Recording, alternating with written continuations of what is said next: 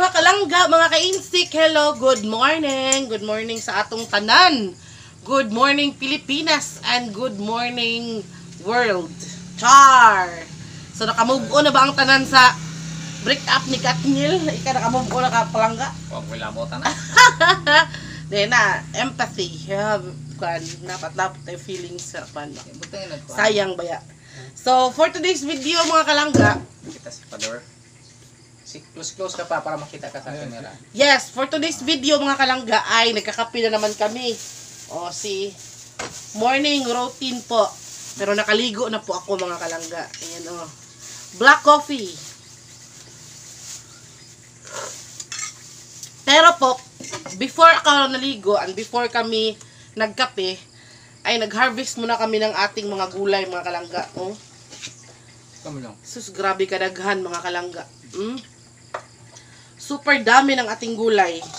Pero itong gulay na to mga kalangga, ito, Tindog mo. naa siya'y ulod gamay. Pero kanira siya, kay mura siya, para siyang na ano ba, sa sige bitag uwan.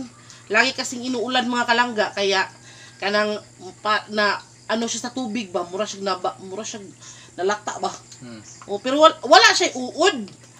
Nalata lang siya. Oh, para siyang nadaot ba. Pero kinuha ni Papa yung buto. Ito lang naman pong isa mga kalangga. Tapos itong isa, pero magagamit pa natin 'to.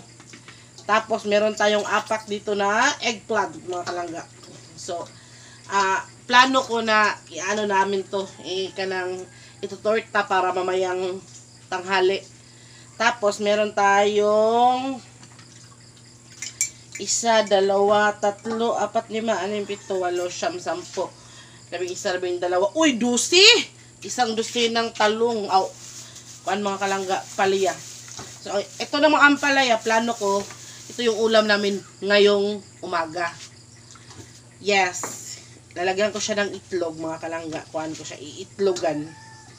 Kasi wala akong ibang maisip na, ano ba, kanang luto sa ampalaya. Na-try na namin na mag-ihaw ng palaya, magsugba, pero hindi ko pa na-try na maglagay ng ampalaya sa inununan. Kaya hindi papayag si Insik, mapapait daw yung isda. O ayaw niya. Kasi mapapait daw. So ito po mga kalangga, yan po, si pag may tiyaga talaga mga kalangga, may nilaga. So, ito na. Pero, ako na lagi nagsasalita. Sikit ka lang ga. Wala kayong gana? May gana naman pero lamig kayong kape basta init. So ayun mga kalangga, ako na lang po yung mag-i-explain kayo. Alam naman Parang yung gutom ni Insik. Bakit hindi ako nagsalita kasi binilisan ko kasi Oo. ako sa Hindi na trabaho. daw siya magsasalita mga kalangga kasi binilisan niya yung pagkakape kasi may trabaho kasi sila ngayon, si Insik. Mag-continue sila sa paggabas ng kahoy ba para sa extension ng bahay ni Lucy. So yun mga kalangga, ang video po talaga na to ay i-update namin kayo sa ginawa naming handicraft nung nakaraan. Diba nakagawa kami ng 59 pieces of handicraft, diba? So supposed to be dapat nasa mga 1,000 kapin. 1,000 plus yung namin, yung kita namin doon. Kaso lang, may back job kami mga kalangga. Meron kaming reject. 5. Akala namin talaga madami. Sobrang lungkot namin kasi grabe yung hirap namin doon. Yung mga kamay namin, nauubos na yung kuan ba? Yung balat ba? Sa kakapiod-piod talaga. Hindi kami sa nagreklamo ha kasi may mga nagko-comment kasi na nagrereklamo na naman kayo. Hindi kami nagreklamo, sinishare lang namin yung process, yung way or yung experience na talagang hindi talaga siya madali.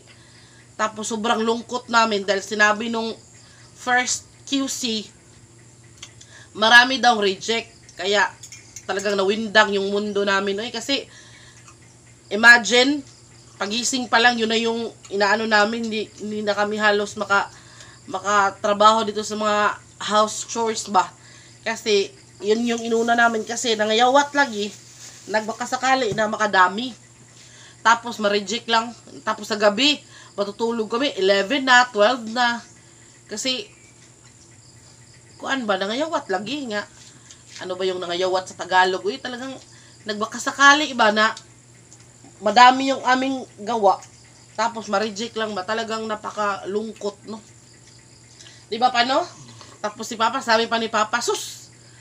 Grabe, may pagmagdaro na lang ko.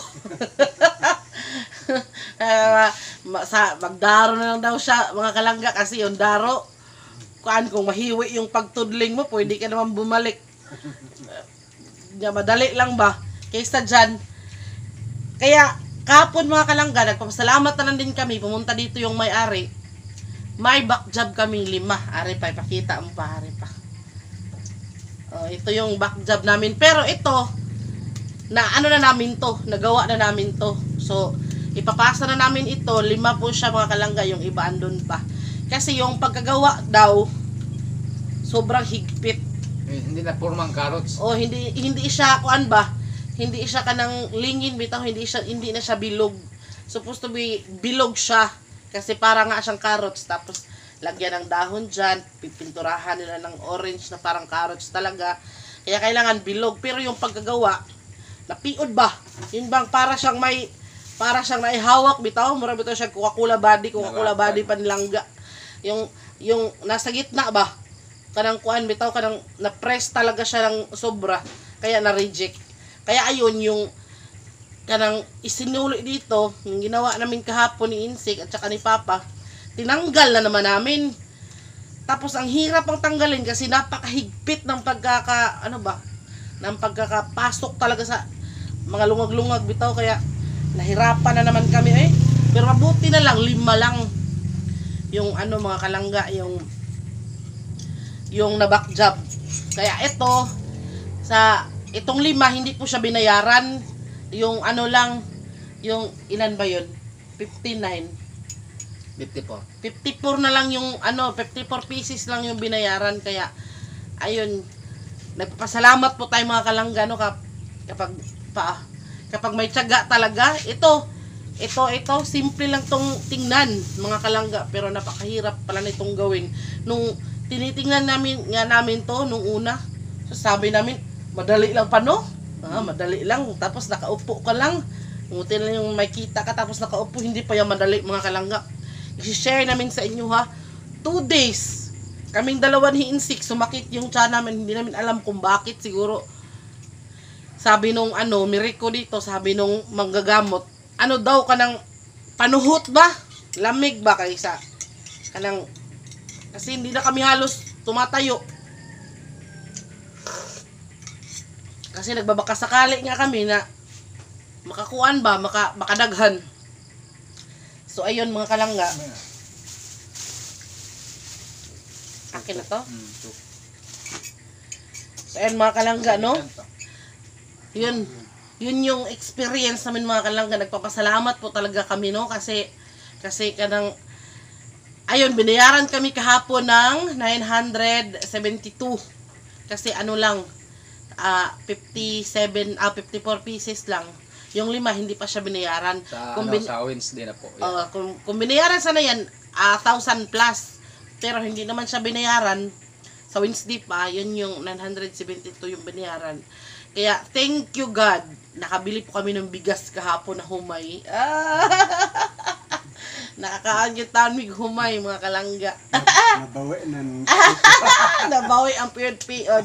Yung bigas namin to is kanang maitim.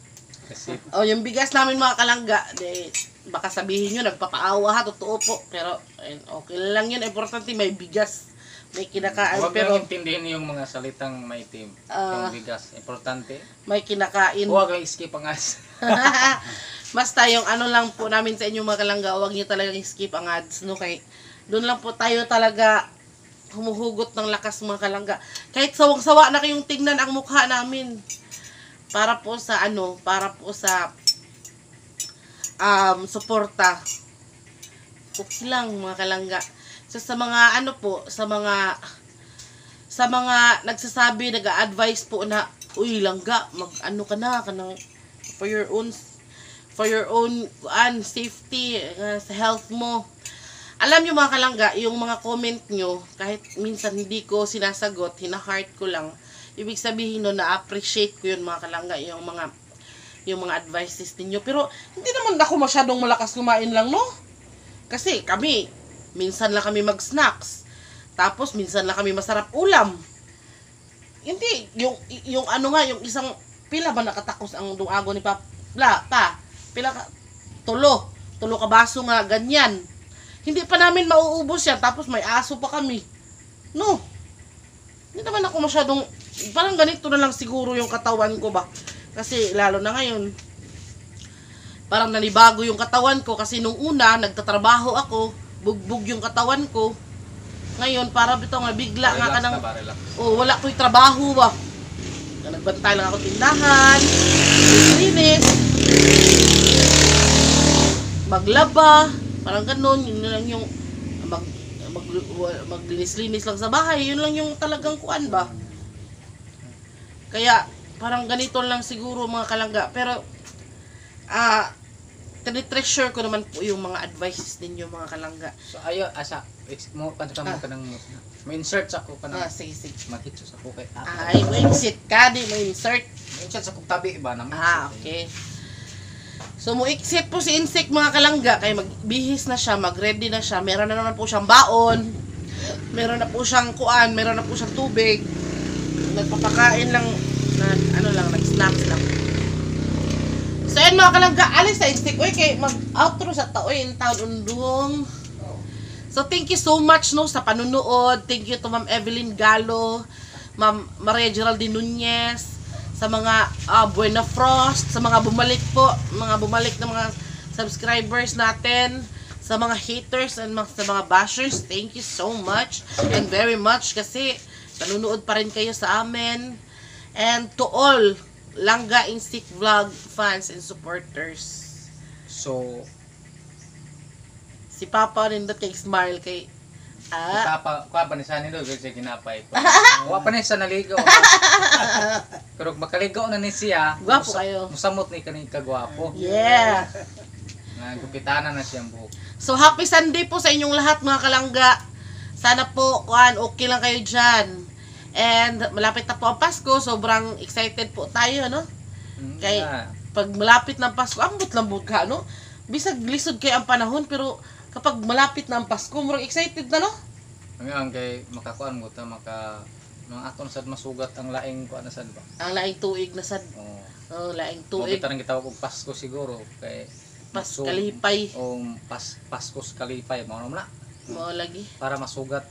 So sana kuan kanang masaya tayo ngayong Pasko. Mga kalangga tayong lahat. So, hindi natin matatagalin to. Sana na-entertain kayo. Sana nasagot lahat ng mga tanong ninyo. And sana po, kanang healthy kayo at ang buong pamilya ninyo. So, once again, I'm Langga of Langga Insect Vlog. I'm Insect. Together with Father nga gwapo. And thank you for watching to our vlog. Pasensya na po kayo sa busy hair. Pasensya na po sa tahimik ko kanina kasi alam naman ninyo mga akin. Yes. Baka sabihin nyo na naman, na andalda nilang si Insect, hindi na makasingit. Nagmamadali yun kasi aalis po siya mga kalangga. Eh, mahirap naman po sa vlog na walang magsasalita, no? Kailangan talaga na may magsalita. Okay. So, ayan. Bye-bye sa inyong lahat. Bye-bye, Papa! Love you! Mwah!